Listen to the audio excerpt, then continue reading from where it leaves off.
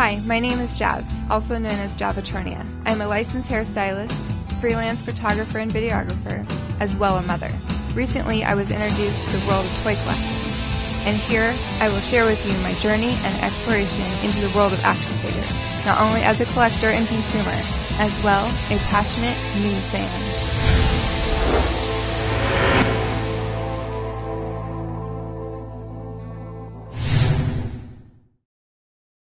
Hey guys, it's Javatronia1, and this is my first review, and I'm very proud to say that it's on FanToys FT-03 Quakewave, aka Shockwave, exclusively from Toy Dojo. Thank you so much, and I'm really excited to share this guy with you. This is my first time ever handling, seeing, touching, playing with Masterpiece figure. So this is really amazing, especially since I just started collecting like a month ago.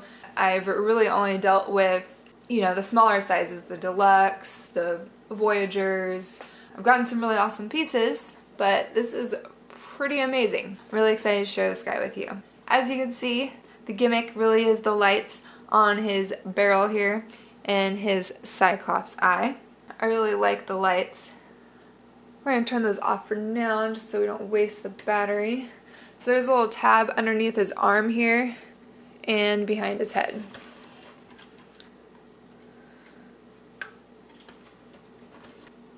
And with him comes this fancy collector's card. Shows him in robot mode on this side. And then shows you some different features, robot mode, his alt mode, his Cybertronian gun there. And just for some size comparison, I have Starscream Classics, Deluxe, and Voyager of himself, Shockwave. So he stands pretty tall. Okay, so let's dig in to all of his works here. I just have to say that he is like a piece of art. I'm sure all the masterpieces are that way, and I am just absolutely blown away at the detail and just the size, the weight. He's nice and heavy, so I feel like I can set him up on the shelf and he's not gonna fall over with me just like standing there breathing on him or moving my guys around. It's pretty hefty, has a good center balance. I mean, I'm just kind of shaking him around and he's not even wanting to knock over, so that's really good. All the joints are pretty stiff, so it helps. His heels really hold him up nice and tight. And he's a good piece. I mean, even for novice, beginner collectors like me, I would definitely buy him. I would love to see him on my shelf. So his head here moves pretty well. Up and down, turns all the way around. Oh, scary. It's like the exorcism. Alright, side to side. Not too much, but a little play, so you can get some canted looks here, especially when you turn it, you can get more. So that's fun. His shoulders move up and down full range. And then his joints at his shoulders, ratchet joint. I like the click and the ring. Can you hear that? And then his bicep swivel, elbows back and forth. There's no turning there.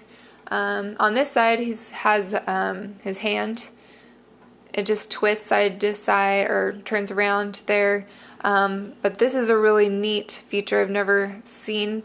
Might be common with other Masterpiece figures, but his fingers move at the joints, so you can do lots of stuff.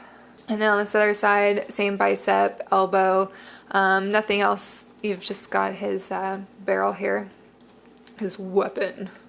And then his waist spins up here. And he has these little side skirts, so if you move his legs out and pose them in some extreme measures, they can move. And his hip joints move outside to side, move back and forth. They're pretty, almost 360. And then also the hip here also turns at the top of the thigh. Knees just back and forth, and the top of, or the bottom of the knee, top of the calf spins, and at the ankle back and forth in the foot and heel. Okay, let's see what he looks like in his gun mode. First off, we're gonna lift his shoulders up. These side pieces here open, both sides. The chest drops down, and then drop him straight down and forward. He should fit in there really nicely. If he doesn't, you can't close it, so you'll know. Pop that back up, push those pieces back in. Bring this joint all the way up here, and then you're going to spin that around and then straighten that up. Same thing with the other side. Oh, before I forget, we gotta put his hands away.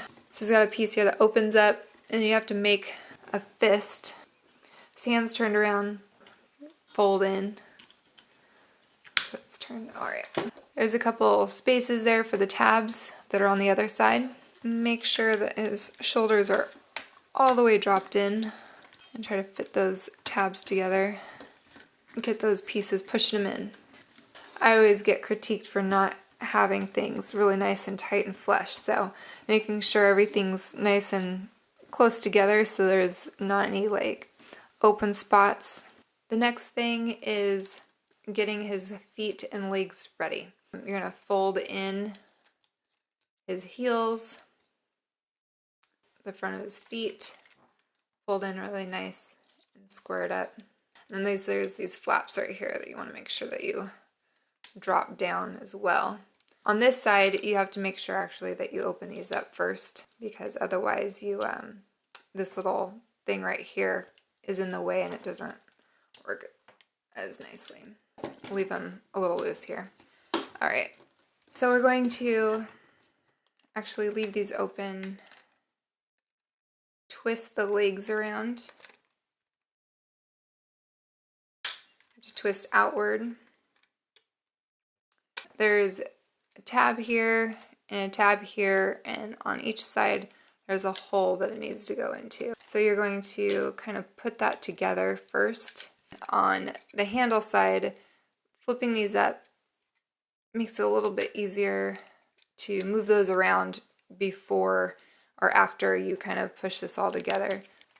All right, and this is where it's tough. So I'm gonna try it here on screen. You really have to put, you don't want to mess around with doing light pressure to heavy pressure. You just put one smooth, swift push in, you should be able to get it. Just like that. Takes a little bit of effort there, but okay, you put the side skirts down. And then there's these open areas and tabs here. You lift up the handle, and that pops into there. And then this piece goes down. So lift that up, bring it over, flip it over, and that just pops up. And then all you need is the backpack. This is how it was when you took it off. Just pull this apart, flip it around. I'll lift this up. So there's these little open areas and there's tabs on the gun here. Right there and right there. And they match up. So after you close the backpack,